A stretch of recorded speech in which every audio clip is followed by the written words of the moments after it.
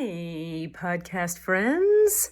Would you like to help all the answers become very, very deeply, profoundly popular? You can do two very simple things for us today to make us incredibly fancy in the eyes of the world. Would you go to where you listen to us and just click on 5 stars? Give us a 5-star review, and you're going to make us very, very popular. Apparently, people who can support our podcast by giving us ads and such can't do so or won't do so until they see that we have like 50 bazillion 5-star reviews. So go to your local place that you're listening to our podcast and give us 5 stars. You don't even have to write words with your brain and hands. You just click the 5 stars. How easy is that? Also, check out patreon.com and search All the Answers podcast. And there you can donate funds in small chunks that then will make you famous on the podcast. We have 3 different tiers of support. You can either get a shout out on the podcast regularly. You can come on the podcast. You can ask a question where you won't have to be on the podcast, but your question gets answered on live air on the podcast, or various other gifts that we will give you for donating to us and helping us keep bringing you fantastic, sassy, irreverent, spiritually aware content. We love you. Patreon.com, All the Answers podcast. And please give us that 5-star review today. It'll take you 36 seconds. We love you. Hello, friends of the podcast. How are you doing? How's it going for you? I hope all is well and shiny and bright and deeply surrendered and aligned and in flow. Just a small request and desire I have for your soul. Hey, listen, if you're interested in getting some really deep activation, spiritual healing, and alignment for yourself, getting clarity on your own spiritual path, and/or clearing or healing anything you need cleared or healed from your body, being, soul, or spirit, join me for 3 days of star being and Christ-light healing, October 1, 2, and 3 in upstate Massachusetts, or you can join online. It's a 3-day retreat where we're gonna zap a ton of crap right on out of your system and align you with the light in a really powerful way. October 1, 2, and 3. For details, give me a little email and I will email you back with everything you need. KLRubin, RUBIN, @gmail.com. That's K as in kiss, L as in love, RUBIN, @gmail.com. Additionally, consider joining us for 2 weeks in Egypt, November 15th to the 26th. 2 weeks in Egypt, friends. We're going to go to the temples. We're going to go to the pyramids. We're going to go to the Sphinx. And we're going to be raising the vibrational field of the planet to lift the weight of the recent trauma that we've all been going through for the past year or 2, from the planet itself, from the collective, and from our own hearts. So this will be a ton of healing, and also like rad travels on the Nile and an integration time for 2 days at a beach at the end in Egypt. Have you always wanted to go to Egypt? Well, you should go. Now's the time. Email me, klrubin @gmail.com. That's K as in kiss, L as in love, RUBIN @gmail.com. And for now, enjoy the cast of Pod. Welcome to that spiritual, actual, factual answers to questions you're asking. You find them inside you, reciting the records. Akashic, we laughing, we drafting the passion through various. Time for that comedy, dramedy, all of the fanciest, catchiest acronyms. Listeners, listen, we traveling. Consciousness is always unraveling. The reading you're having is mapping you back to your natural habitat. Abracadabra, it's magicless, fascinating. To top it off, the host, all the classiest. Now, what were you asking for? All of the answers, what? All the answers. So, for the listeners, I did get the cock-sucking, motherfucking, shit-bearing vaccine yesterday. Yay! That's how doggy feels about it. Okay, hold on. Someone's at my door and I have no pants on. Oh my God. So because everybody in the world's experience that I talked to was that day 2 of their vaccine day was this, you're sick and you can't do anything and it's terrible and it's day 2, at least the Johnson & Johnson people, which is the one I got. I planned this whole day around I'm going to be all fucked up. I'm going to be in bed. I need the dog walker to come. And I never do that. I take Squeeze out 5 times a day, Yeah. So I planned for her to come at 3. And then we threw this together at the last minute because I wasn't sick today because my weird body got, I'm going to tell you the crazy form or shape that my reaction to the vaccine took, because I think I'm also I want to hear more people's stories about what was it like in your body? I'm very... Yeah. Yeah. So short version is I got the thing. It was far away. It was an hour away. My friend drove me. She drove me back. I cried while they were giving it to me a lot, mostly because of fear and pain. It hurt my arm. Yeah, it hurts. That jab is not friendly. It is not a friendly jab. It wasn't friendly. But then get this miracle. There was a guy there. I'm all panicked. And I'm we're just doing it. I'm breathing. Paramedic was standing in line. He was staring at me. And I was I said something to him are you going to stare at me the whole time? Because I feel really uncomfortable. And he was oh, no, I'm just a paramedic. And if you faint, because I was talking about I might faint to the lady with the needle. I just want to be here for you. And then I started sobbing out of gratitude. I was you're the nicest man. And I'm sorry. And So he and I talked through the whole thing. He was the coolest. We have the same point of view about the whole vaccine thing. He was my twin. Mm-hmm. And he was standing there in line for me when I needed him. Yeah. It was miraculous. That's awesome. My friend held my hand. That was great. The dog was with me. That was great. I sobbed a lot. I had the whole team. You had all the support. A lot of crying. Then I was fine. Then we got in the car. And then an hour later, all of a sudden I went white as a sheet. And I felt I think I told you this already, but I just, for the listeners. So this is after you get home. You get home, your friend leaves, you're okay, and then suddenly... My friend leaves. Well, as I'm getting out of her car, I was ooh, weird shit's going on. I walk down the hall to my apartment. I'm ooh, I'm about to start sobbing. So I get inside. I take the pants off, because as we've learned, can't be restricted. I felt like liquid clay that was mixed with metal was moving down my arms, up my spine, into the back of my head, down my belly, down my legs. I could feel it, whatever that is, that vaccine, whatever the fuck it was. Yeah. Dissipating into my whole system. I cried for an hour straight. That's when you got that lovely message from me where I was I'm really freaked out. And I'm an hour. And I blew my nose the whole time, which I say because by the end of it, I had so much snot relieved itself from my face. I found myself crying about my mother, and I was crying about my dear girlfriend who she and I trigger each other a lot, and I love her a lot. All this stuff about her came out. It was a big spiritual, emotional process where it wasn't just, it was kind of this is how I understand it. The fear that got triggered in me was this foreign invader is in my body and I'm out of control and I'm real scared on a nervous system level. So everything in my life that has had fear on it is gonna process out right now. Yeah. Amazing. After that hour, I felt light as a feather, no symptoms, perfectly great. Until, and that was I don't know, 5 o'clock.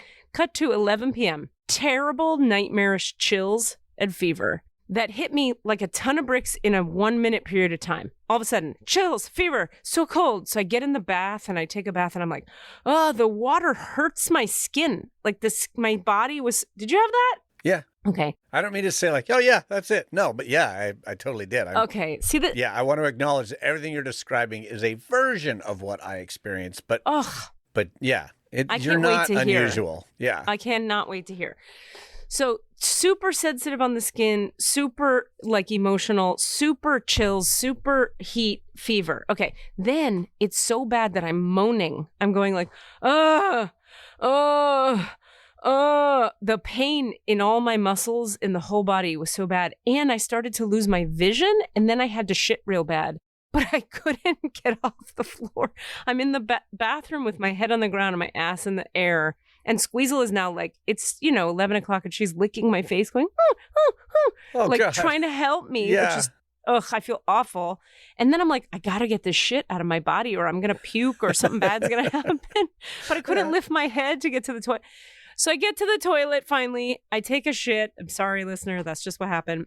And I'm telling you 30 seconds. It's not an episode if we don't talk about poop at least once. Fair enough. 30 seconds later, fever gone, chills gone, dead asleep. Slept till 2 a.m. from 2 to 4, wide awake, could have written a novel, run a marathon. Yeah. And then slept from 4 to 8. And now I just kind of have a headache and feel tired. Yeah. So sort of like. That sounds about right. There were 2 bouts of like intense time. Yeah. Like an hour and then 12 minutes that were awful. And the rest is just not. They just feel a little skrunky. So I'm sort of imagining that my 2 intense moments were like stretched out over time for people over 2 days. Somewhat. I mean, I feel like mine came in waves too. I can't remember the timing of it, whether it was immediate or that night. I think it felt like it was like 12 hours later. So it wasn't like the next day, but it was the evening of the same day. I mean, I just recently had my second shingles vaccine, which is similar. They do it once and then you do it again. And my first one was fine. And then my second one, I had pretty intense, but it was more just like body without any like nausea, but not puking. Not like lowered gut, but not diarrhea. Body felt weird, but didn't actually have it was doing all the things without without the sickness version of it. You know what I mean? Without any product coming out of your holes. Yeah, no product. I wasn't producing at all. But it's the same, the sort of super unscientific theory for me of what you've described and what I feel, and then talking about your parents and your mom and like that and like sadness. It's like, because what it's doing is it's like kickstarting the process of whatever. It's just ramping up all the systems in your body. And you especially, Katie, you are someone I have witnessed multiple times. You take a Tylenol PM and it makes you insane for 12 hours. You lose touch with reality and you pass out. And I'm not saying it to mock. It's actually what happens. No, it's real. It's a Tylenol PM. That's supposed to make you a little sleepy. But when Katie takes a Tylenol PM, it is blackout, freak out. Let us tell the story correctly. I took 4 and you're supposed to take 1. Yeah, well, there's a mistake made. I thought You're I right. was So taking... maybe if I took 4 Tylenol PM, I'd have the same psychotic break. Very possible. Listen to me. That was a whole... Have we told that story on here? I don't know. Go ahead. You tell the story real quick about what happened. Well, so you had... That was when you did the shingles, is you had all the things without the product. And when I did the second shot of Pfizer. Katie's taking off her pants, everybody. No, this is my bra. Katie's taking her bra off down her pant legs. Never seen that. That's cool. That's a lot better. Just unleash. Release. But when I take the Pfizer, I mean, everything you've described is something that other people, almost everybody I've talked to, experience in some form or another. Okay. I think yours were super intense, super fast. Yeah. Yeah. But in terms of some people needed to poop, some people needed to just shake on the floor. I definitely needed to shake on the floor. Really? Big time. Yeah. Just it also happened with the shingles where there was one period at 3 a.m. where all I wanted to do was just get on the floor, even in my own bedroom. I couldn't be up in my bed. I just needed to be farther down from the height that I was at. And I just needed to bundle up and in the corner. And that was comforting.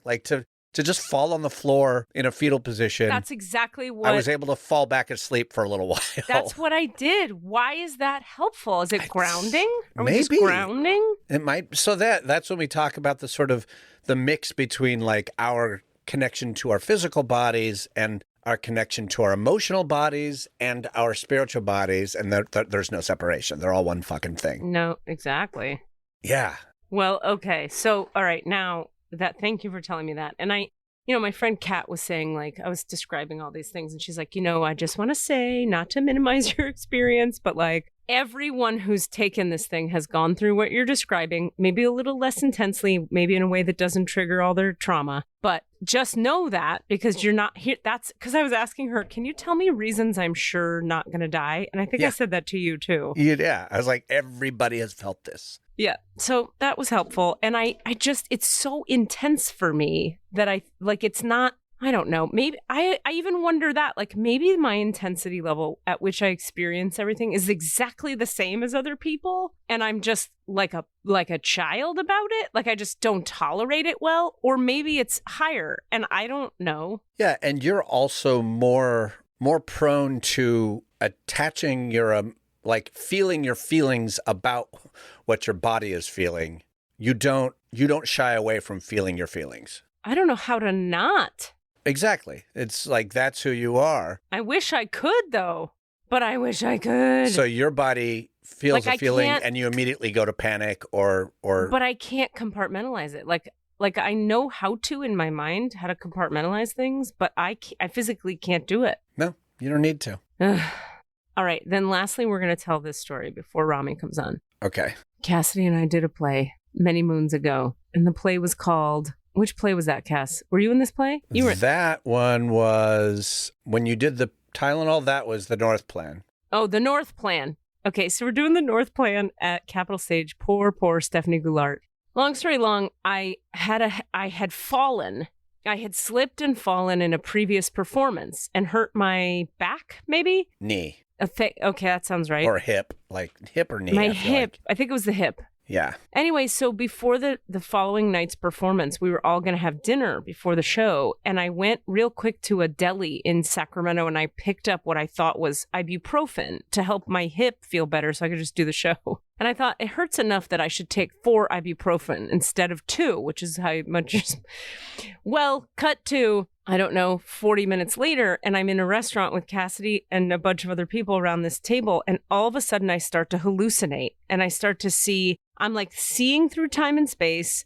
My hands go numb as they're wont to do. I'm starting to feel really weak and I'm like, I got to get down on the ground. And I'm aware that our call time is in like 10 minutes. We have to be there in 10 minutes to put the costumes on. All right, we're just across the street at this restaurant. And then Katie turns to me and says, and like kind of grips my arm and kind of privately, but also like just like urgently says, First kind of has a little panic, oh fuck, and then you go into your bag. That's right. And you pull out the box and you look at it and you kind of go, oh no.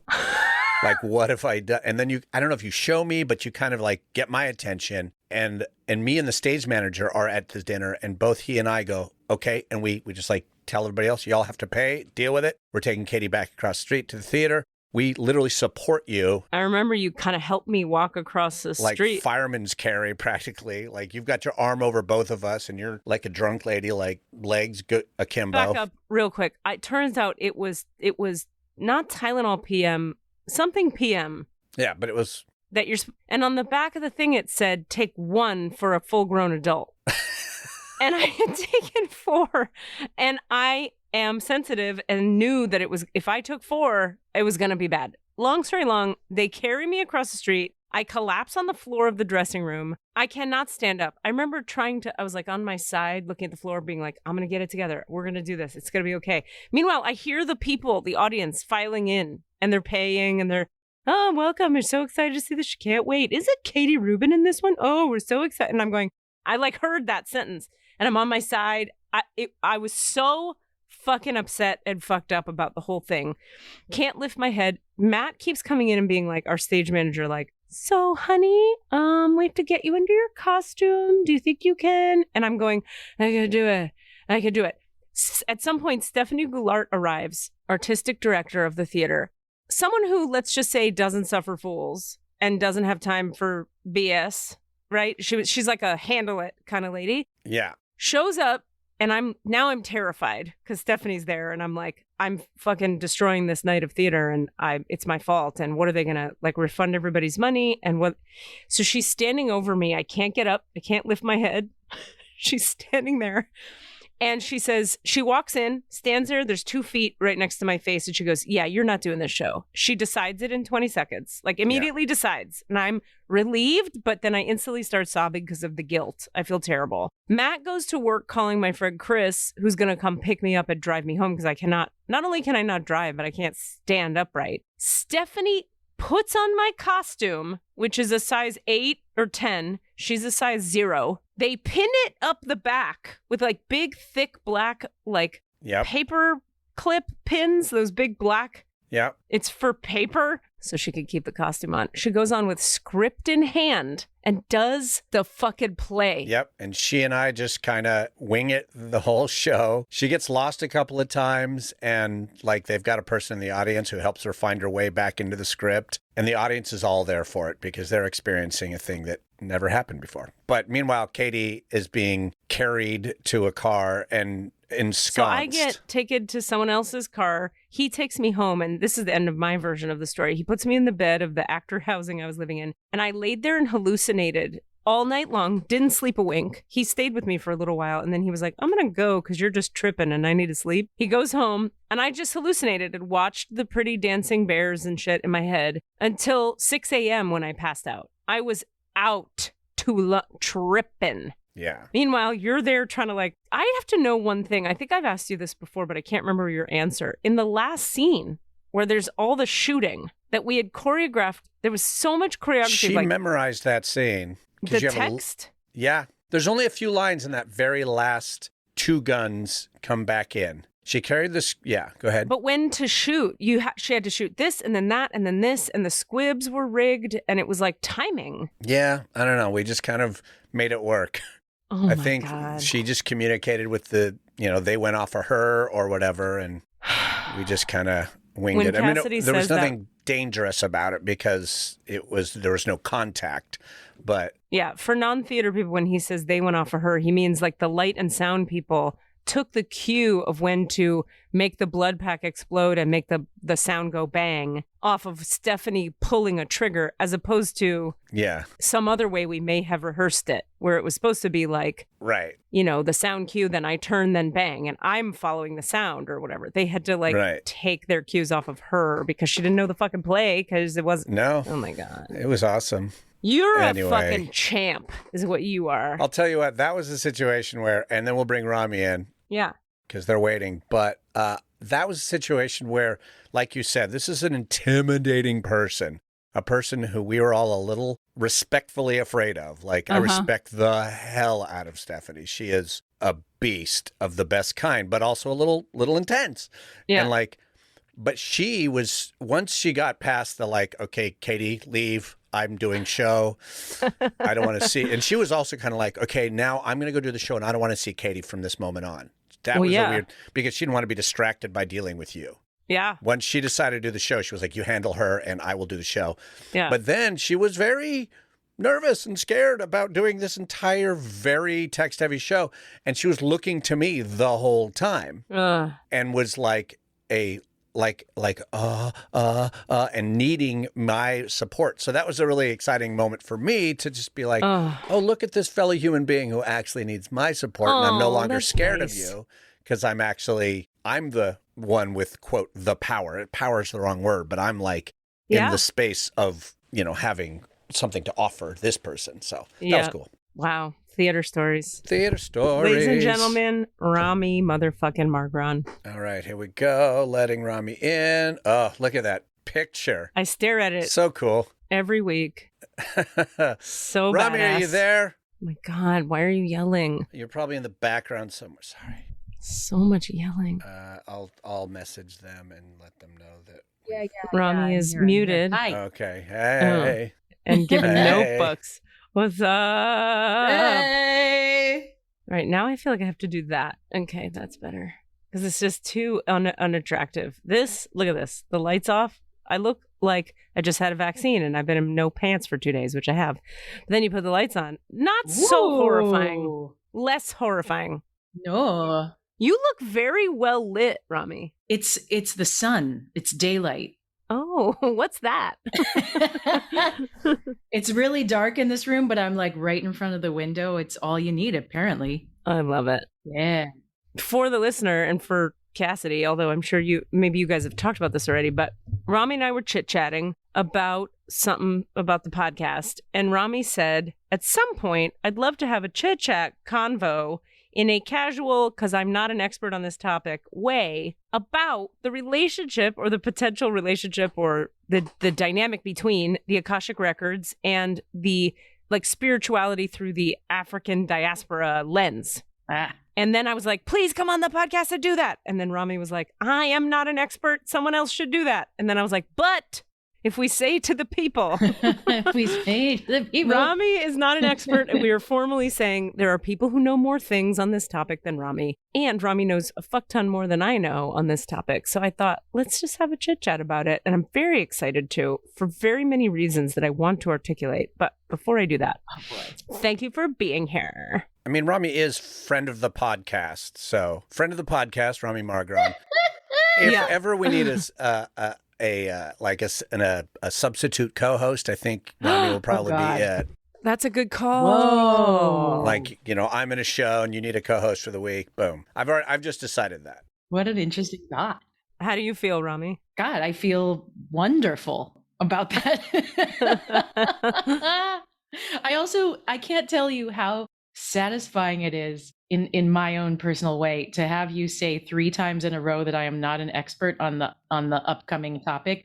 That just like relieves so much pressure. I can't even tell you. Oh, I'm so glad. Well, yeah, whatever works. We want I people want to have say you. that before every conversation. I know nothing about which I speak. Now, I'm going to speak. I want to say something about that because I love this because I've been doing a lot of work with Surge, Showing Up for Racial Justice, which is an organization that organizes white people in the path towards racial justice, blah, blah, blah. It's a cool org. But we do this thing called Action Hour. And one of the things we say at the top, because one of the sort of aspects of white supremacy is the need to be the expert. Woo! Oh, boy. Mm-hmm. And like, I'm the expert, And so we have people come on this Action Hour. We're going to take actions. We're going to do a thing. And so many people like, well, I can't do that because I don't know enough about it. So they don't say this, but we get ahead of that by saying, we are not the experts, nor are you the experts. We are asking you to take a leap of faith and trust that the people for whom these issues affect more deeply, primarily organizations led by people of color who are more the experts than we are, have asked us to take these actions. That is all to say, I get so much feedback from people saying like, thank you for saying that. Oh my God. That takes the pressure off to have to be the expert. We can still talk about things without being the experts. Yeah, if only I could relate to this, having named my podcast All the Answers. You're fucked, Katie. If only I knew what white supremacy was. If only I had a little taste of it. Oh my God, that's so funny. That's really good. And you know what's funny about this to me from my mystical woo-woo realm is that lately, I think I've probably talked on here a bunch about how the numbers show up for me. Like I'll see the number 1 obsessively for days in a row, and then I read about it and it's like, yep. And I've had this for about 3 or 4 years now, where the numbers every day, all day. And I've talked to you, Rami, about this. I think in voice memos and stuff. Yeah. The 8 lately is showing up. And of course, I'm an 8 on the Enneagram, and that was my first hit. But then I was like, no, this is something else because I was getting just different energy on it. So I was reading about the 8. The 8 energy in this particular way that I look at it is about leading with, doing a kind of leadership that's about, I am learning as well while I am teaching. So even if I'm in a position of teaching or leading of any kind, I'm being shown repeatedly now that the way forward, for me anyway, is dropping all trappings of all the answers-ness, of having all the answers and going like, well, let's ask, or going, where is that for you? Like, or going, here's what I get. How does that land? All of this withness, and it's been a way that I believed in for a long time and I've been trying for, but there's like a next levelness of it that just as both of you are articulating is giving me so much permission in my healing work to just fully take the pressure off of, I was already practicing that, but it's like next leveling that where I'm going, I'm in the mystery of reality too, and let's ask the divine. In my case, that's what we do in this session, right? Or I'm in the mystery and I have a sense of this, and my sense of it from my channeling is going to be affected by what you say in response to my channeling. In other words, I shouldn't even be the authority of you, no matter whether I could fucking channel or not. You know why? Because what I'm channeling is always influenced by what is your emotional truth? What is your truth? You, whoever is, and they're interconnected. It's all one energy field. So it would be super arrogant of me to be like, I mean, and this is my main beef with my whole field, that I sometimes I'm like, I should get out of this entire industry, is because I don't believe in people who disempower other people to pay them more money to do more. So, because I have all the answers. I should be empowering you to find your answers. And if I channel something, it should be helping push you toward a thing you kind of already knew or didn't know, but now that you know it, it helps you have more of you, not that it helps you follow me. You know what I'm saying? Yeah. Yeah. Anyway, so it's very on topic with what you guys are saying. Well, not to mention that, like, I mean, I know that what you're channeling is not necessarily English human Always. style Yeah. communication, right? So, like, there is this, I mean, like, translation. Yeah. And you have to filter that also through your knowledge, Katie Rubin's knowledge so far as learned as of this moment this year. And like when you were talking about, they were showing you coronavirus, but that hadn't happened yet. And so you didn't have a context for like, that must be so interesting. Yeah.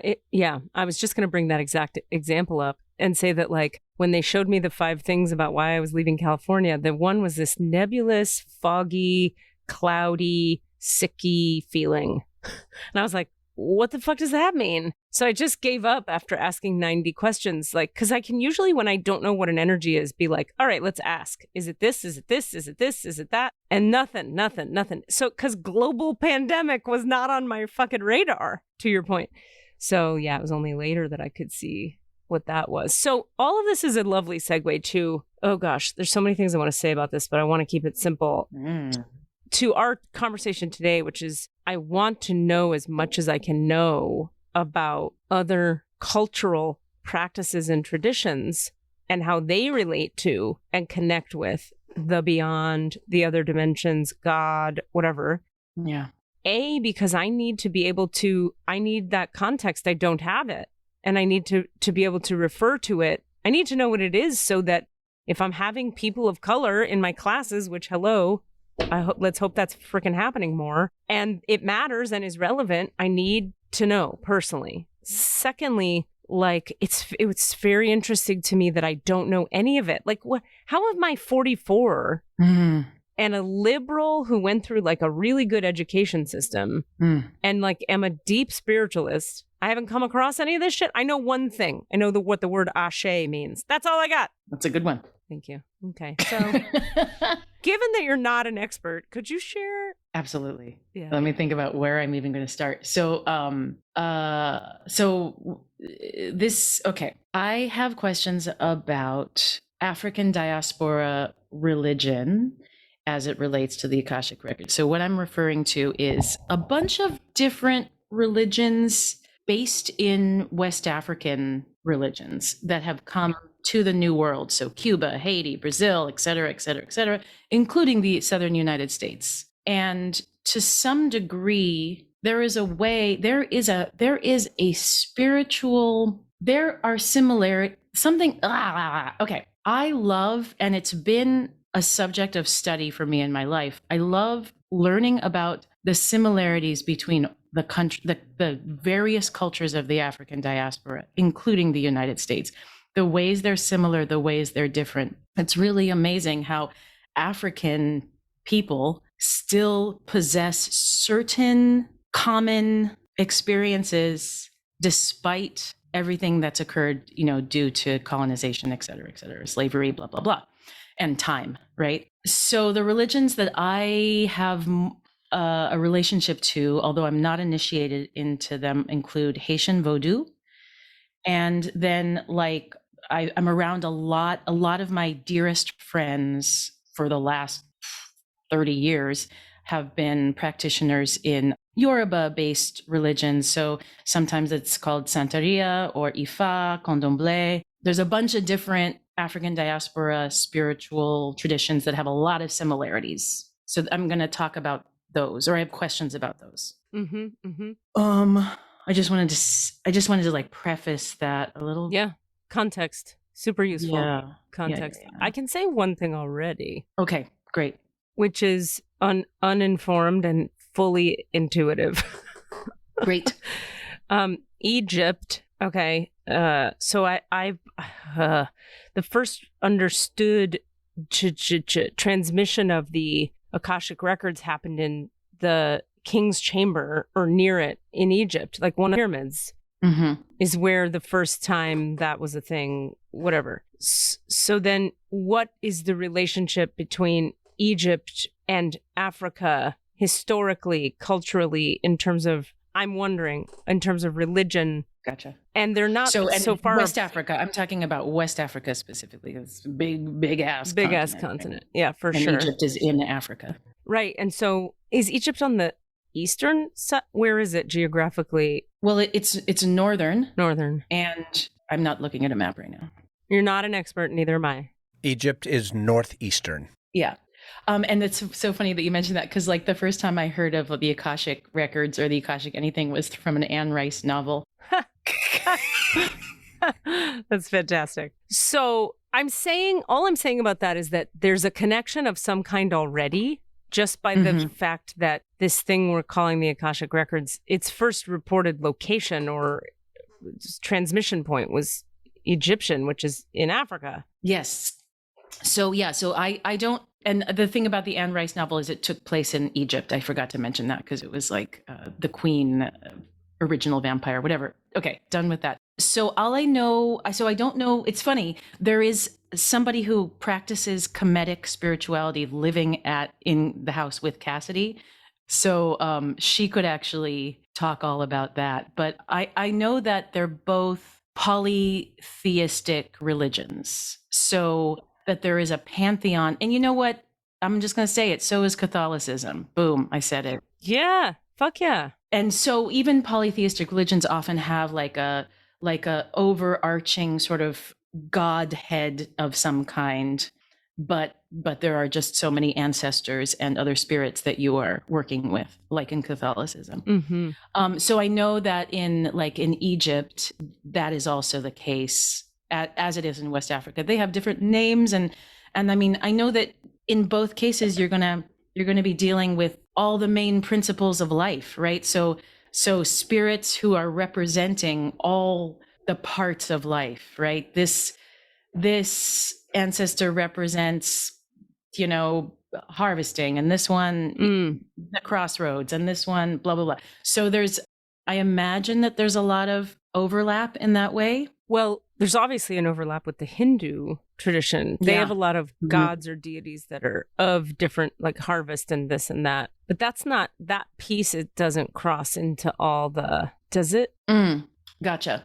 I mean, I think maybe this is more about, let me put this way. Here's what I was thinking about is when you were saying that, I'm thinking about, so in I guess we could call it the New Age movement, which I sort of hate that umbrella term because it's so easy to write off. But anyway, there's the idea of like divine light and then ascended masters. So like Buddha, Jesus, Mother Mary, they would be considered ascended masters, which really just means they lived on Earth as human mammals, and then they like transcended the form of the body and became enlightened, which meant they didn't have to be in a body anymore. And now they can be useful conduits between the divine and us because, as you say, they are associated with a specific set of energies. So I don't know. So for example, like Green Tara, Kuan Yin tends to be like compassion and mercy.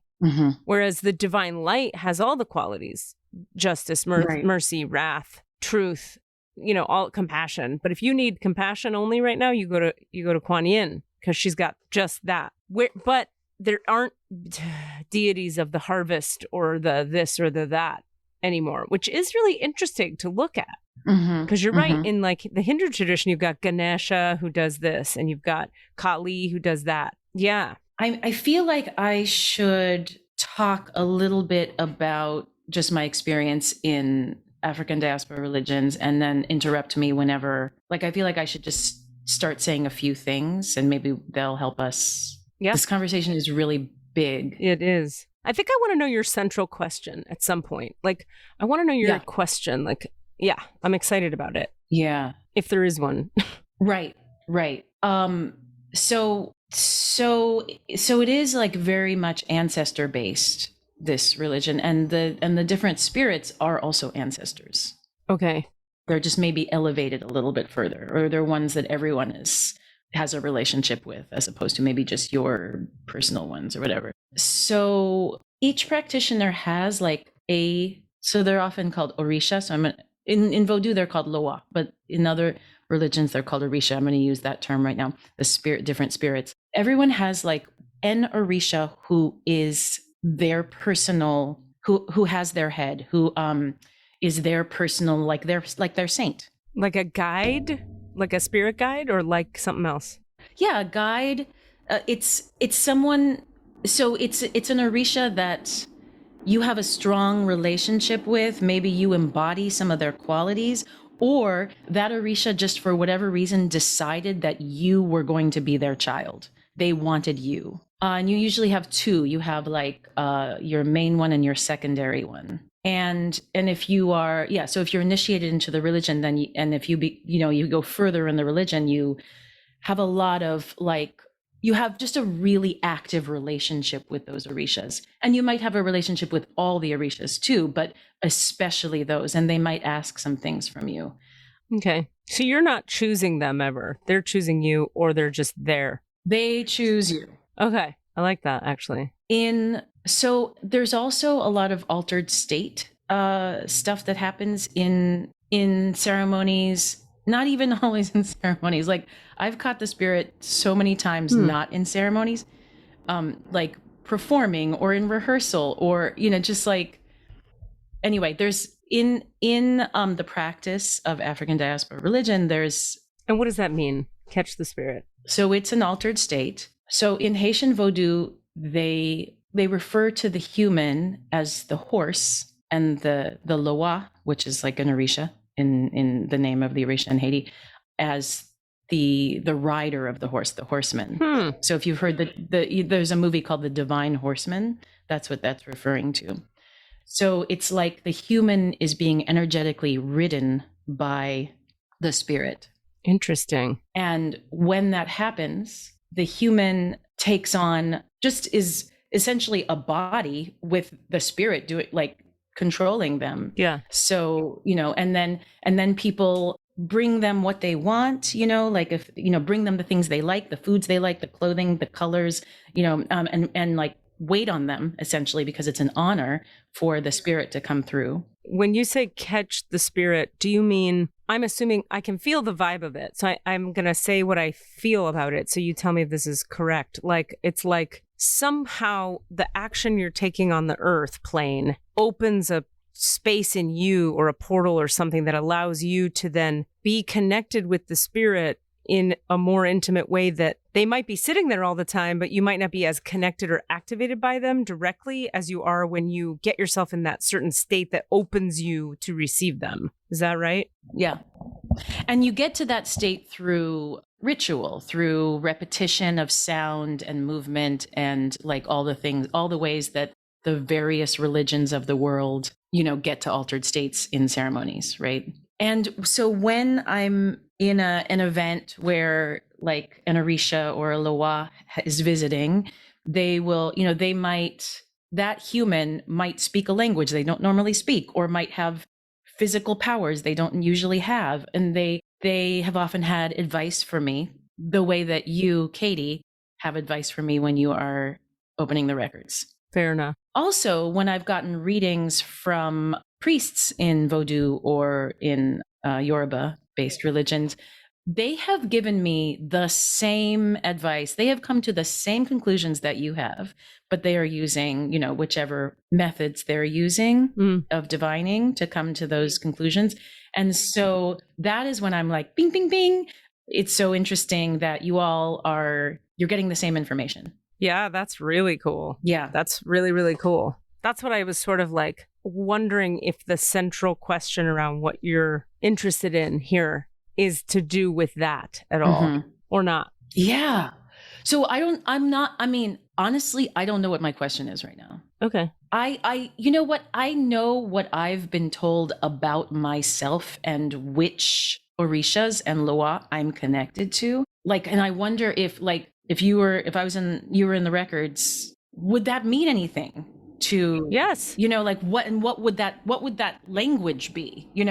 I could tell you for me how it would go. Like if you were to say, so we're in the records and you go like, can I talk to Jenny Smith, my Orisha? That is the name of Rami's Yes, primary Jenny Orisha, Smith. Jenny Smith. I love it. Let's make it like the whitest name ever. Karen. What's like Karen Johnson? No, I have to say about the name Karen that the vast majority of Karens that I know in my life are dope Black women. Yes, so true. That's so funny. funny. I know a When few people of talk them. about a Karen, I'm like, huh. All right. So, okay. So if you were to say like could you tell, what's the name of one? So I don't want to make up names. Okay, Ogun is the name of one. OGUN? Yeah, that is one way to spell it. OGUN is a way to spell that. It's funny when I said it, I was imagining OGOU because it was in Benin in West Africa where I was told that. But in Haiti and in like Cuba, it would be more likely your spelling. Go. You Interesting. Good. Yeah. Well, yeah. so Ogu, like if you were to ask me, can we talk to him, it? Yes would be the answer. Only because I haven't yet met an energy from the other side that doesn't communicate when you ask it to communicate. So, I mean, if I can talk to, I channeled once, what's his name? Sam Kinison. Why couldn't I channel like a spirit being or an entity or a consciousness of a hallowed traditional practice who's much more in the realms of the Akasha? See, to me, the realms of the Akasha, according to, there's all this weird shit about that word and about what the records are and what they mean. Some people say it's a Sanskrit word and some people say it's an Egyptian word that means realm of God. And so to me, it's like getting, if I always have this image of the whole God paradigm as being layers of light. And I always see it as like at the center of all time and space, there's this is just for the sake of having words and images, but it's small enough for our brains to understand. I'm going to say these words and images. Okay. So like if you imagine like a tunnel of golden light that exists at the center of all creation, and it's really dense and bright, and so bright that if you look at it, you'll just be eviscerated and explode into bits of nothing. It's like 50 million suns. Okay. And that whole column of light is made of that. And then out from that is emanating out further left and right, up and down in every direction is more and more 3D, you could say, or denser bodies. So planets and objects and couches and people and entities, and it's all emanating at different distances, you could say, even though distance isn't the right word, from the center. Okay. So it's all like a couch is living in a much more 3D reality than, say, Ogun is. Okay. But we could talk to both of them because they both have consciousness. They both vibrate at a frequency. And from what I find is that from the frequency of the source, that central golden column, which I call the Akasha, I call it a lot of shit. Akasha is just an easy way to talk about it. Anyway, from there, if one has connection to there, one can see anything that emanates from there because the there-ness of there is the eyes that see. In other words, think of it like if I'm in the ocean and you ask me, what is that drop of water like? Damn it, language. Well, let's say I am the ocean. I'm the ocean and I look over. I know. I'm the ocean and I look over at a portion of myself called that drop there. You know, it's not so hard to be like, well, yeah, I know what that drop is because I am that thing. I am that drop. That drop is an expression of me. So I see my job, my Katie 3D body job is like going into that space of being the ocean enough that I can communicate from its perspective what these other aspects of itself have to say. Can I ask about the couch? I know this sounds trite and dismissive, but it's not at all, actually. Would what the couch has to say be more boring and more like, just a couch? I mean, does it have a point of view that is as dynamic as Ogun? Well, I get a yes as you ask that, which is interesting. Let me just listen for a second, because I'm not sure that the couch would care so much about what you do with your life, but it might have complex points of view about its life or about like people that sit on it. Right. About the nature of molecular existence or something. Yeah, that reads. I'm so glad that you asked about the couch. I also am like, now I'm curious, like we should at some point open the records for a couch and just. Yeah, let's talk to a couch and a mic stand someday. A mic stand. Right? I mean, what they is your say, function? okay, in the training, they say anything with a consciousness or an address has a records. And I think I have a broad definition of consciousness. So like, I'm like, shh. And address. Like this has a location. Or I don't know. Is that or an a address? birth time. Yeah, I don't know if the the chair has a birth time. That just shut me down. I have nothing more to say. So yeah, it'd be fun to look into that a little more closely and see what they have to say, or what the awarenesses that emerge from those places might be. Anyway, I'd love to talk with Ogun from that realm, or to see if we could, or see whatever. I think for me, just so far, there hasn't been so far, and who knows what tomorrow brings, but haven't run into anyone or anything yet that we couldn't perceive. Now, one thing I will say is sometimes when I perceive a being or an entity or a space and time or a dead grandfather, sometimes they have like words to say, and sometimes they just are away. Like a lot of times I'll just be like, wow, there's this energy of brown leather and he's smoking and it's tired all the time. And boy, is he cynical. And they're like, he's here. And I'm just describing the experience of some energy that's here.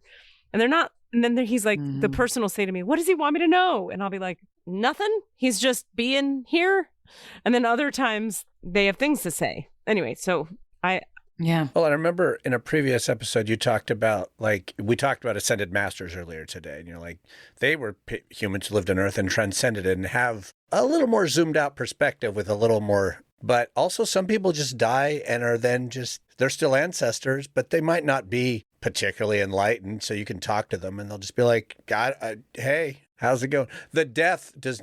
Becoming an ancestor does not automatically grant you deep spiritual wisdom. Like people always are like, what does my grandmother want to teach me? And I'm like, why don't we first ask God if it's useful for you to listen to your grandmother? Because your grandmother's just some fucking lady. I mean, she might be wise, but her death doesn't necessarily make her wiser. Although, if they're speaking to us from the other side, they can often see things we can't see. It just doesn't mean that they've evolved personally to a place where you want to take their advice about what they see. But you can also perceive that. So you can ask like I'll just kind of vibe into a person and be like, I describe them first and then go, so do you want information from this person? If they're cynical and resistant and judgmental, what was it you wanted to ask? And we can ask him and he'll tell his opinion. He's just some clown. Anyway, but so it is an interesting point on the topic of the word ancestor. I always have thought about this. There's a lot to say there too, because I'm coming from a notably white, non-African diaspora context when I even use the word ancestor. So it was fun for me to hear you say more about that when you say that. I think what you said was all spirits, Orisha, are ancestors. Is that right? Yes. Yeah. And does that mean a person that was in a 3D body and then died? I don't know. The word ancestor. I mean, those are also ancestors, but I can't say. And like Jesus is an ancestor, you know? I don't know, because I don't know what that word means in your context. Well, yes. Okay. So yes. So anyone who's in a 3D body who dies does become an ancestor. And if they are an ascended master, then, you know, they're an ancestor that you want to listen to. Right. So like an ancestor with benefits. Right. So Jesus and Buddha are definitely ancestors. Now, the Orishas, they are also considered ancestors, but in this elevated way, you know, that is, and maybe somebody else can speak better on this, but were they real people that ever existed? I can't say. Interesting. So I think then this kind of speaks to, like, I would like to learn about what folks mean by that word in that context. I want to know what ancestor means, because I think I really don't know what that word means in that culture. Oh, yeah. Okay. So, but in general, it does mean someone who existed in a 3D body, but has passed away. Okay. But yeah, that is like a super interesting question about like the Orishas. Like they're just, I could say some things, but I feel like that is one of the I'm not an expert directions I don't feel like treading in completely. Well, could you say what your theory is, and then while acknowledging that you don't know what you're saying, would you be open to that? Okay. If you think about like Catholicism, right? Yeah. The saints are like the Orishas. Okay. I don't know that much. I know more about African diaspora religions than I know about Catholicism, but in my understanding, I think you're right. Yeah. yeah, that this Go ahead. they are, the saints are like Orishas. They are ancestors from a very, very long time ago, although some not as long ago, right? The idea is that Orishas are ancestors so that perhaps they did have human form, but it was a very, very long time ago. Like so long ago that it's the stuff of legends, you know? Okay. And that they're so elevated at this point that, you know, it's been so long since they've been a human that it's not really about that for them. Okay. However, occasionally new Orishas pop up, like new because there's like a very fine line, like, because, okay. It's hard to try to articulate the ineffable, isn't it? It is. So, and also a thing about African diasporic religions is that they are yes and religions. They are inclusive religions. And that is a thing about polytheism in general, is that if you all of a sudden become aware of another ancestor or another, you know, who has been elevated to the point of Orisha, you're like, cool, come on. Here's another one. You know, when Jesus, you know, like when colonization happened and Africans were told by Europeans that they had to be Christian, you know, and hear a bunch of icons and stuff, they were like, okay, great. These guys too. Jesus too. You know, when you don't have the limitations of monotheism or the fear around that, then there's no problem. That's good. I love that. I feel that way. That's why I'm like, sure, we could talk to Ogun because it's all one energy. It's just like some other guy. Why not? Yeah. I love that. But Cass. No, yeah, that's what I was going to ask. What did he look up? I literally typed the question, was Ogun ever a human being? And it took me to just the Ogun thing on Wikipedia. It's Wikipedia, so big, huge star, asterisk, grains of salt, just covered in salt. Ogun, and it says in his earthly life, Ogun is said to be the first king of life. When some of his subjects failed to show respect, Ogun killed them and ultimately himself with his own sword. He disappeared into the earth at a place called Ire Ekti with the promise to help those who call on his name. So, like Rami said, a long time ago in the stuff of legends, in the time of lost in the mists of time, there was an earthly aspect to at least this particular ancestor / Loa / Orisha. Orisha. Thank you. So what qualities we associate with that one? Okay. So he's a warrior. He's not the only warrior, but his energy is more of a daddy energy, like more. So he's into like leather and chains and stuff. So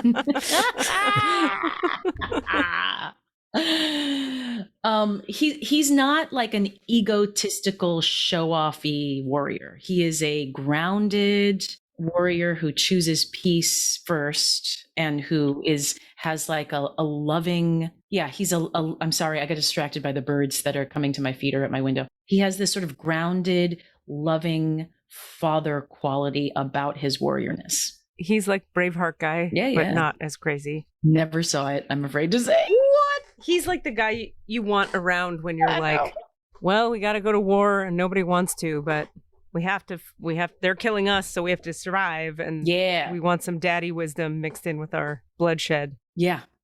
Don't we squeezle? We were talking about, speaking of Orisha, Squeezle the dog, big Orisha in my world. Yeah. The reason there was a dog walker today was because I thought, since this is day 2 of my vaccine and everybody I know had a terrible day 2, I wound up having a terrible day 1. I had planned this whole day around like not taping a podcast, not doing anything, not teaching, canceled all the clients. And I did feel like ass in the morning. And then I had a dog walker come because I'm like, this animal has so much energy. She's going to be going crazy by 3 o'clock. And then the day just became a whole different thing. And so then we're taping and it's like, somebody's coming to take the dog and then bring the dog back. But, to that point, that's just a fun anecdote. But additionally to that, I actually sincerely, like lately I've really been sitting with the question, and I need to look in the records about this, is because I had my psychic healer teacher lady that I like a lot say to me, you understand Squeezel is an angel in a dog body. Like that is a high level dog. That's not just a dog. There's an angel who said, all right, I'll do dog form one more time. Fine. And like, this is an angel. And she's like, not all dogs are. And I'm not just saying that because I like you. This is an angel dog. And I'm like, okay. I mean, I think of her as that, and I look in her eyes, she's very wise. And I'm like, she's an angel. I get it. So when I go like, if this is an angel in a dog body, like what she also told me before I get to my question, she floats ideas to you a lot. You'll think you're coming up with an idea. And I've started to notice the quality of idea that comes to me that's coming from Squeezel. What? I know. Because I asked for a long time, I'd be like, is that from Squeezel? Is that from Squeezel? Like I'm asking when I get a new idea. And I'm starting to get a sense of, when it feels like that, that's from the squaz. But the thing about it is that when she floats ideas to me, they're coming from the angelic realm. Because she's a fucking angel in a dog body. So she has access to the angelic realm. Like really direct access to that place. Anyway, so then I go, could we call her, like, does that definition work? The definition of Orisha? Or maybe it wouldn't work because she's in a form. She's in a body. And what about angels? Are there angels in the African diasporic religions? Or is that a whole not a thing? Okay, so Squeezel's not an Orisha. Damn it. Damn it. But she could have she could be channeling, but she could be ridden by one. Totally. I think so. I mean, I think probably angels, sure. There's everything. There's nothing that there isn't. Okay. Because like I said, it's yes and like. Okay. It's inclusive. Sure. And there's so many different versions of African diaspora religions, some which incorporate Christianity more than others too. Like I was in West Africa. I was in Benin before the pandemic, and which is where Haitian Vodou originates. Comes from that region, from the Dahomey people. And it was so cool. So Vodou is the national religion. And I've been to Haiti a few times. I'm half Haitian for anyone who doesn't know that. And I've also spent a lot of time in the Haitian dance and music community, which is not separate from the religion. It can't be. It is totally integrated into dance, music, and religion, and daily life and just living are all married. Yeah, they're not separate. Wow.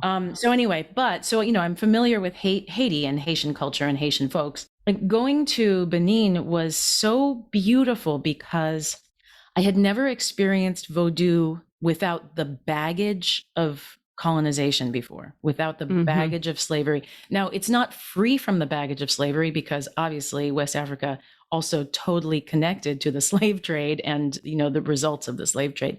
But still, it is on land that is not, the land itself doesn't have the same relationship to colonization and slavery. And the religion was freer in certain ways. It was, it didn't have there's a way that shame, I don't totally feel comfortable saying this around folks who aren't in the community, especially to two dear white people who are my dear friends here.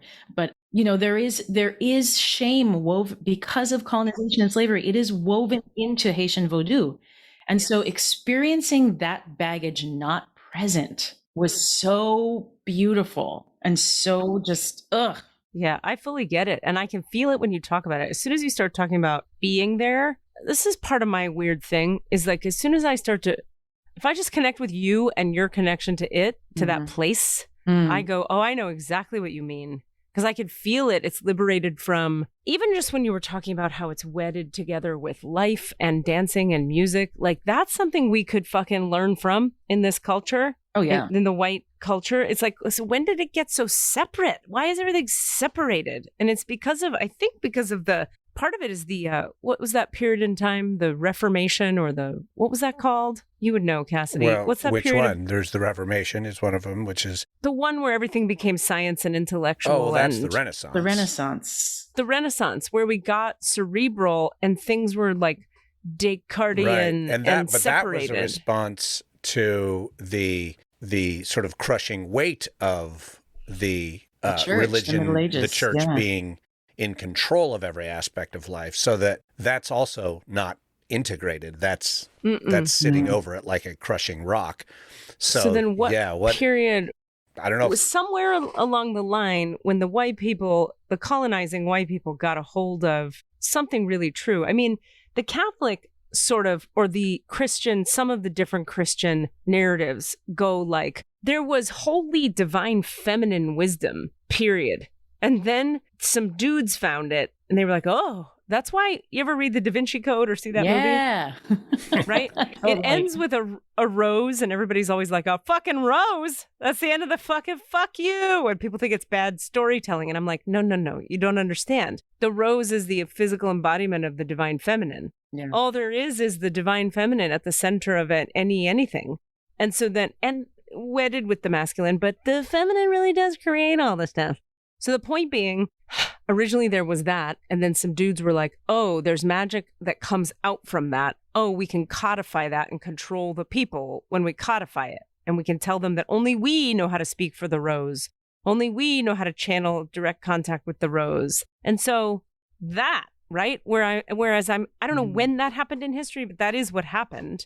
So I am wondering, like, how is it that the folks in Africa didn't de-wed everything? Like, nobody was power hungry. They were actually... No, they were power hungry. So what happened? There were plenty of power. Bad shit. There have been power hungry people everywhere on this planet, right? I mean...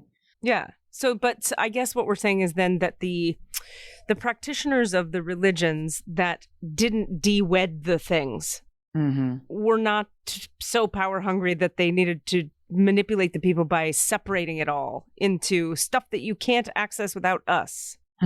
Is that fair? I mean, I suppose you could say that's true of any mystical tradition, any group of mystics. They're sitting around practicing their thing and going like, guys, everybody can have this. That's what the Sufis are about. They're I think that's it. You touched on, right. So there's mysticism all over the world, and all of the big religions have their mystical side, mysticism arm of their religion.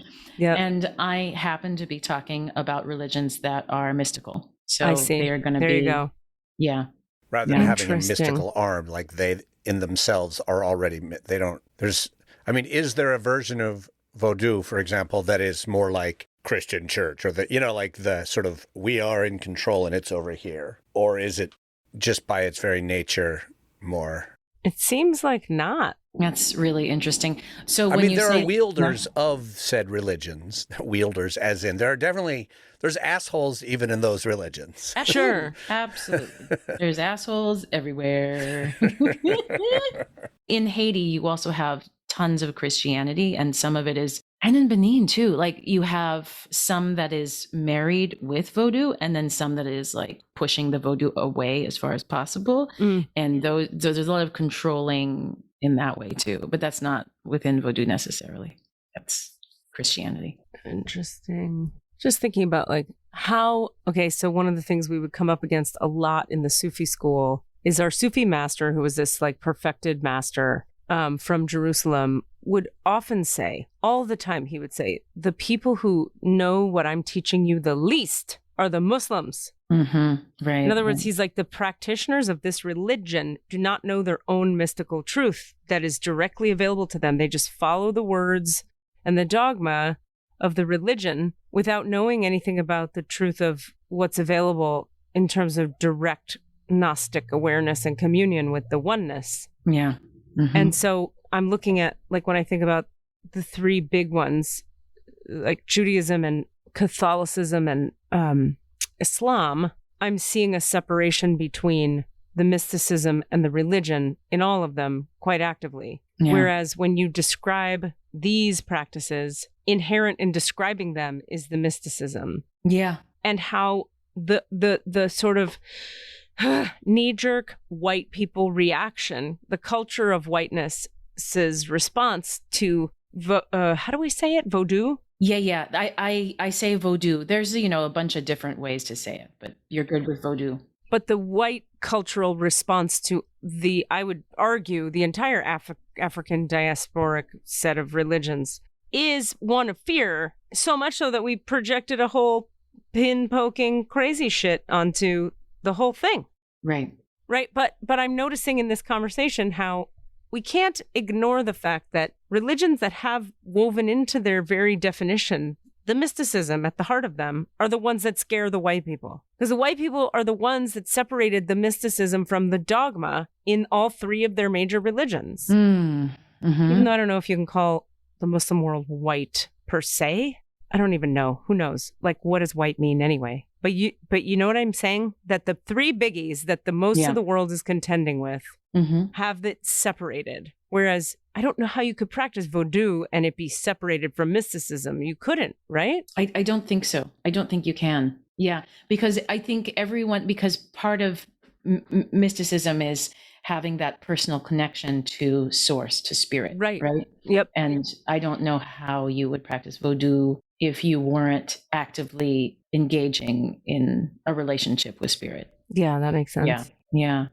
And of course, like, it is also interesting how I love mysticism, regardless of which religion it's inside of, has more in common with each other. Yes. Right. Than necessarily with, like you were saying, Sufi and Islam, or whatever there's a common understanding, because once you're talking about your personal connection to spirit. Yeah. Boom. Right. There it is. Right. It doesn't matter which hat it's wearing. You're open. Well, I just turned my camera off because the Wi-Fi was getting shitty, but here's an idea that I learned in Sufi school, and we do have just a few minutes left, so I want to be sure, Rami, to leave time for anything that you were looking to hit on that we haven't hit on yet on this topic. So I just want to put that pin in your brain. In the meantime, just to say this. Katie, we talked about the pin thing. I heard it. Is that in the Sufi school, they gave me this framework that I thought was really nice. And I think it's interesting, at least in this conversation, to mention it. So they taught us that the idea was that you are the tree of life. The sap of the tree is the mysticism. The sap keeps the tree alive. It's like the sap, the wet, thick, sticky life force of the tree. The bark is what makes the tree and the sap from just getting destroyed by the outside world. Metaphorically, what they're saying is religion is the bark, mysticism is the sap, you are the tree. And so that originally the purpose of religion was to create some external structures, rules, practices, prayers, don't eat this on this day, don't do this on that day, to protect the light of the sap running through the heart of you. It wasn't meant to oppress people. It was meant to liberate people into the light, give you a doorway into divinity. And it does. And it does. I mean, having practices does that. It does do that. As long as, that's how you're using them. And so when people are super triggered by religion, which I really understand, it's not even actually the religion that they're triggered by. They're triggered by how the religion was used by the people in control of it. Because even what we call dogma, it was originally built to not be carried dogmatically. It was built to be like, hey, if you do these 5 things, the light in you is going to be super bright. So have a good day. And then it became, you have to do these 5 things because we say so, because then we have control over you. But see, that's the human beings twisting a thing that was really just a beautiful thing made of light, meant to guide and protect us. Yeah. Now, this brings us back to a core existential question, which would be the question of why make a human being that needs rules to protect its light? Like, why not build the human being in such a way that they're just light? Wouldn't that be nice? Yeah. Or like that they don't have to follow guidelines to know the light within. Like, why are we made that way? And I have awarenesses of my own and thoughts about it and teachings I've learned about it. But that question, if you deeply sit with that question, a lot can come of that meditation. If your first response to it is not going to be defensive, AKA if you don't have a lot of spiritual trauma. Like if people didn't fuck you up real bad with Catholicism when you were a kid, or Judaism or whatever it might be, then you might be open to sitting with why would a human being be made that way? Wow. So there's a lot there. Cassidy, how are you feeling? I'm good. I'm just thinking. I'm just thinking if I have a response to that, and I don't, so it's fine. Okay. Yeah. Trying to think if it's useful for me to say I'll just say this much about it, just for funsies. There's so much to say about it. But like, it's almost like you're given the gift of free will to see if you'll choose the light anyway. Mm. Because you get to choose. It's so interesting. Anyway, but then like, what does choose the light mean? I'll put it like this. It's like I've been back into this like ritual of doing more prayers every day. Like I'm doing more Islamic, Muslim on the rug, up, down, 5 times a day deal, because I'm finding myself craving what they call the ship of safety. There's a way that like when you're in the practices more regularly, you start to feel like really like buffered from the world by a lot of light. And for me, it makes it easier to channel for people and hear guidance and stuff and do healing work. And it also just makes the world less difficult. It's just a much more beautiful place to spend 5 times of my day than not spending it there. So I'm finding myself going there a lot and going like, oh, right, the ship of safety is pretty fucking great, isn't it? And going like, oh, I'm choosing to do this. I used to do it out of a desperate need to not be in pain. That's how I got into all this shit. And then that passed and there wasn't the pain anymore. So then I just wasn't doing the ship of safety practices. It's like, I don't need to because I can do my healing work anyway. Now I'm going, well, but it's nicer. It's like the difference between, do you want like a really nice car that feels good when you sit in it? Or do you want like a janky old thing that hurts your ass every time you sit down? And some people like a janky old thing that hurts their ass. That's fine. And some people want to ride on silk. And some people want a German car. You know, my point being, it can just be gentler, kinder, more beautiful just because it can be. That's just a choice we have. And the last thing I'll say about this, I thought this was interesting. This came today when I was in the prayers. I was asking God, like, so is God inside of consciousness or is consciousness inside of God? And I always get that God is in consciousness. And Rami's like throwing their head back, trying to take that one in. Meaning God is in consciousness?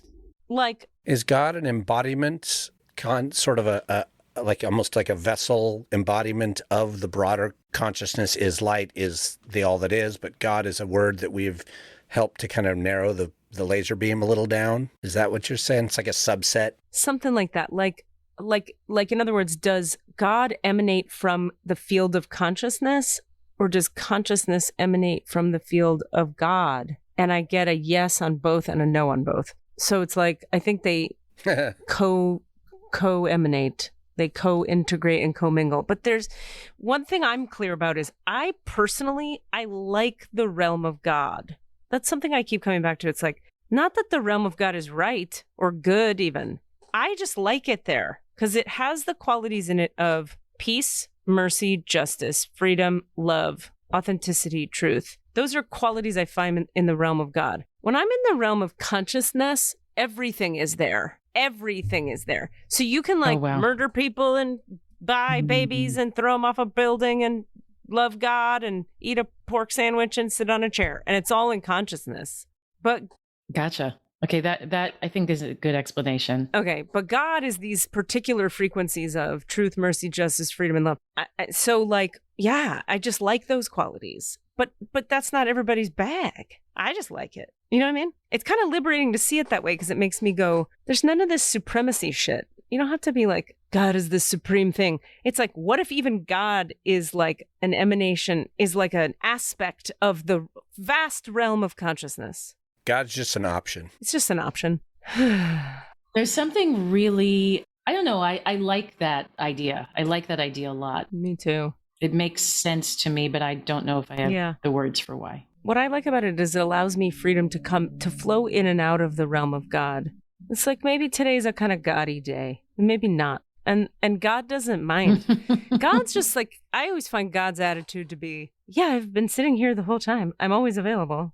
It's fine. You need to go do those things. Do those things. You're going to be the one suffering while you do those things. So then come on back when you're ready. It's fine. And by suffering, I just mean like if I choose espresso 4 times a day instead of prayer practice 4 times a day, I feel shittier at the end of that day. God doesn't feel shittier. And is God mad at me? No. God's just separated. I'm experiencing less of its qualities because I'm amped up on the cocaine of... Yummy. Exactly. I know. I love coffee. Fun times. Yeah, I feel like you use the word God more freely than you did when you first started the podcast. Do you feel that way? Oh, thank you. I like that. I'm sure it's true. You listen more than I do. I don't know what I say. I do listen to all of them. I think it's just as I've went through the portal and the crucible of Memphis, Colorado, and had my spiritual ass kicked there and really got some things worked out in my nervous system there. It's just so clear to me how powerful God is, how present God is, how real God is. And I think I'm so intimately connected with it now that, like, I'm not so worried about people judging me for it because I'm not in so much judgment of it anymore. Yeah. Word. And if people have a misunderstanding of it, or if they think God means this oppressive thing that people did to the twisting of religion, then that's okay. We can have a conversation about that. And I can go, well, actually, what you're mad at, is not God. Yeah. God is just a field of light where truth, mercy, justice, freedom, and love are. Don't you want more of that? No? Okay, well, that's fine too. I'll be over here doing that. Probably don't want to hang out with you if you really don't want any of that, but that's cool.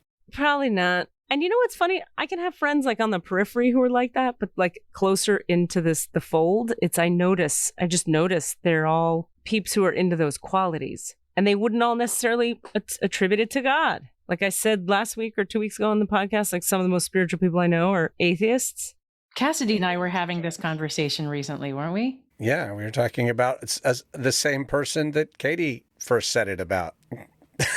All right. Good place to end. You guys rock. Thank you for coming on, Rami. I love you guys so much. Thank you for this conversation. Love you guys. We're all going to do our work. Hey, everybody, do your work. Do it. Do your work.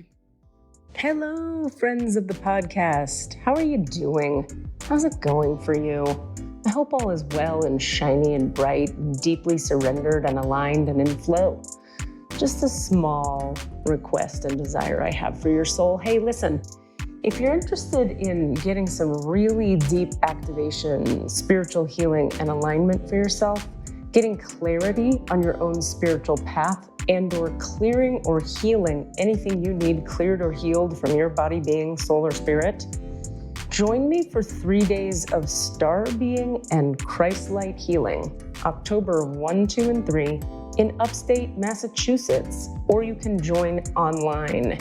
It's a 3-day retreat where we're gonna zap a ton of crap right on out of your system and align you with the light in a really powerful way.